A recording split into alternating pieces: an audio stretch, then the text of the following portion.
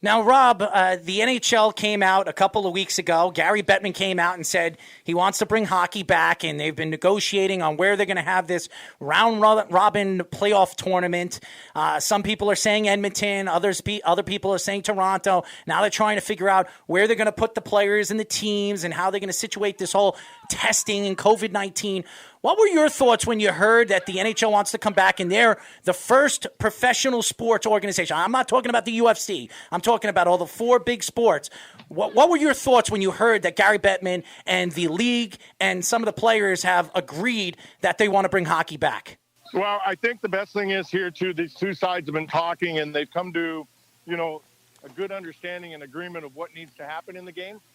And, as far as the future moving forward, as far as them coming back and playing now, I think it's great. I think that, you've dragged it out this far. You've said all the right things. You've done all the things. You've kept the interest of the game in the people's minds and people talking about it in a time where it would have been shut off by this point because you're in summer mode. But I think there's so many teams out there that this is financially hammered that they've got to get back. They've got to get back and try to get back to normal here as quick as possible because I know a team like Buffalo here, the money they lost just by having to shut down, plus, having a bad season for the last few years, the money that they have lost, to be financially viable moving forward, the sooner the better they get back at it, it's going to help the whole league. So, and it's not just Buffalo. There's a lot of small market towns out there that need to get the play going again just so they can start generating that money coming in, having that revenue.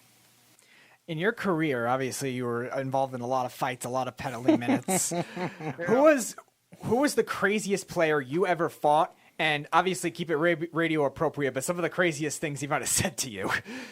Well, I was probably very guilty of saying most of the stuff. Playing with a guy like Matthew Barnaby, it was amazing the stuff you heard come out of his mouth. There was no boundaries. So, there was a lot of things said. And I'm not saying going over a line. But I think more back in the day, you knew a lot about each guy a lot of the times, or stories went around about guys, and you used those an awful lot to your advantage. That, you rolled into a town and somebody just got themselves in a little jackpot from something, and you wouldn't hesitate to bring that up and talk about it and kind of remind them about it in games. But there's guys that, were they crazy? Yeah. Bobby Probert back in the day, you didn't know if he was going to chop you over the head or bite your face off or beat the crap out of you. So you just didn't know. But there were some tough guys, man, and they were mean because that's what they did. And that's why they stuck around for a long time. But, you locked horns with some of these guys, you better be ready because back then it was a marathon. Now it's just kind of a quick sprint, few punches thrown, it's all over with.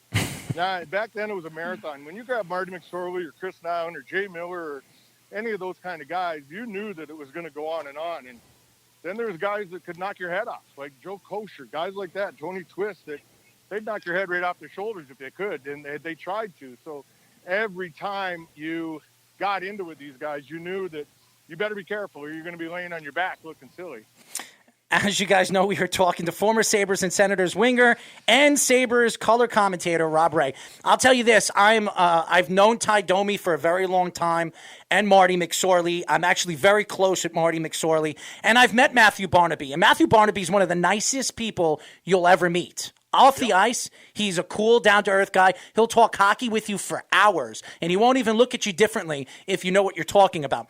So the word enforcer in the NHL right now is completely dead. I really say that because there's really not a lot of fighting anymore. Like you were saying, it's become a speed sport, a more aggressive, try to score goals. That's why they took the blue line, the blue line to blue line, the two-line pass. They took that out because they wanted to open up the game. When you look at the game, the goaltending, opening up the crease, the style of what you've seen the game, do you like what it's turned into, or do you wish that it was a little bit more now and a little bit more from then with the enforcing and the fighting that really charged the game and made the game more fun? Well, I'll tell you what, bottom line, our business is an entertainment business. And, winning is the big part of it. But people walking away from the building entertained from the game is a big part of it, too. And I think sometimes now that doesn't always happen. But back in the day that if things were going bad, then you knew there was going to be a couple of fights. And people, they like to see it. And, I know people now look at it a little differently because a lot of them aren't educated on it and understand what it's all about. or what the, how you use it properly. And it'll never be like that again. But yeah, I think if you could take the speed and the skill, but still have that hard nosed, every so often, instead of pushing around, yapping, guys drop it, getting it over with, I think it would have much more of an effect. And in turn, the fan side would be a lot more entertained as well. Last question for me. The toughest player you've ever played against? You asked him that already. No, I asked him the craziest.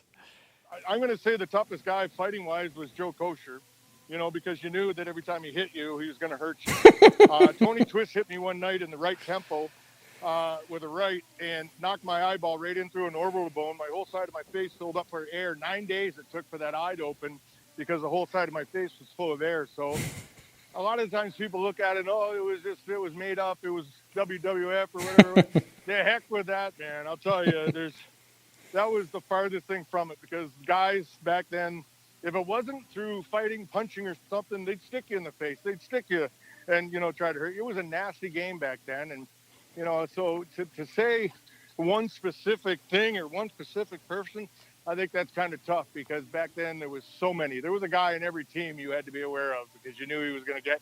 And that could be a star of your team. Pat LaFontaine was one of the dirtiest players I ever played with. And he stirred up more shit out there and just, but he didn't back away from it. And I remember one night in Chicago, he started a fight with Eddie Belfour. And next thing you know, we were all in it. And I don't know why I was even on the ice with him. But here I am just trying to go at everybody. And I was in the bottom of the pile, and they were just giving it to me.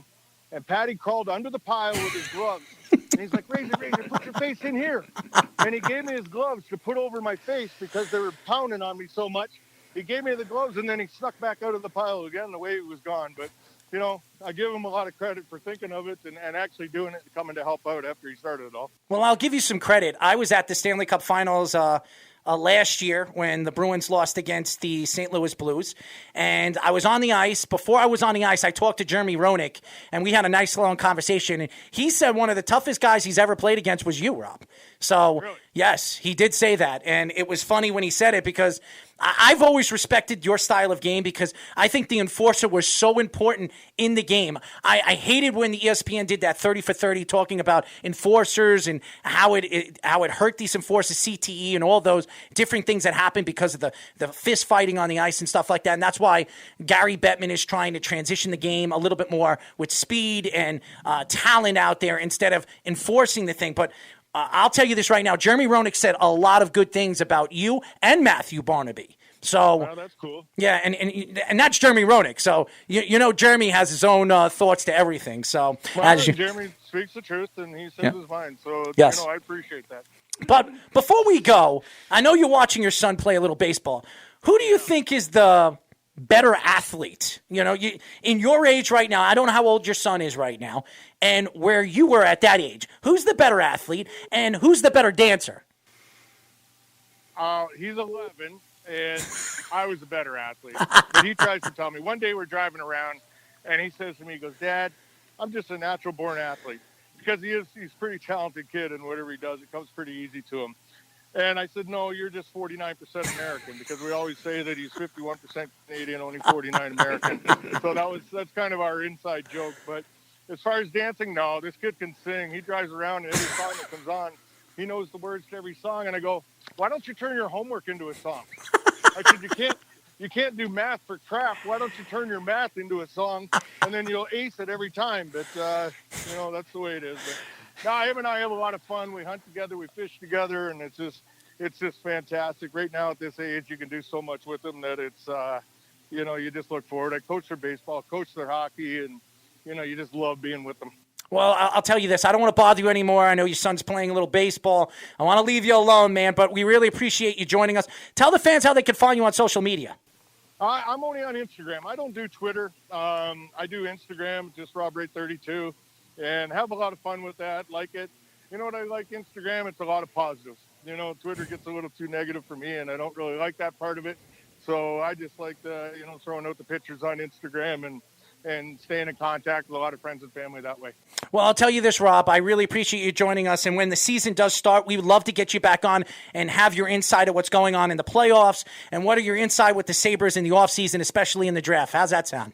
Hey, anytime, guys. Not a problem. I'm here for you. All right, man. So do us a favor. When we get off the phone with you, send us your email so we can send you the audio and the video clip of the interview. Sounds good, guys. Take care. Thank you, Rob.